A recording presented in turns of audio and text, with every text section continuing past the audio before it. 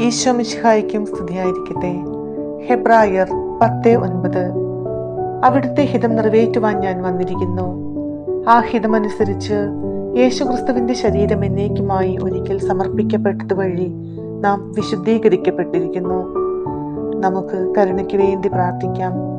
അവിടുത്തെ പുത്രനായ യേശുവിന്റെ പീഡാനുഭവത്തെക്കുറിച്ച് ആബാ പിതാവേ, ഞങ്ങളുടെ മേലും ലോകം മുഴുവന്റെ മേലും കരുണയായിരിക്കണമേ. യേശുവിന്റെ അനന്ത പരിശുദ്ധ രക്തം കൊണ്ട് ലോക ജനകോടികളെ കഴുകണമേ. എല്ലാവരെയും വചനം കൊണ്ടും പരിശുദ്ധാത്മാവ് കൊണ്ടും നിറയ്ക്കണമേ.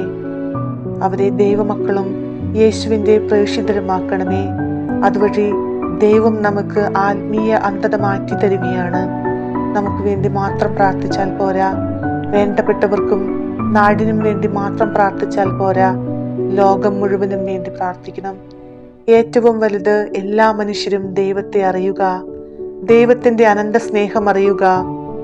യേശുവിന്റെ അനന്ത കരുണയും യേശു നൽകുന്ന സൗജന്യ പാപമോചനവും പരിശുദ്ധാത്മാവിന്റെ ദാനവും എല്ലാവരും അറിയണം.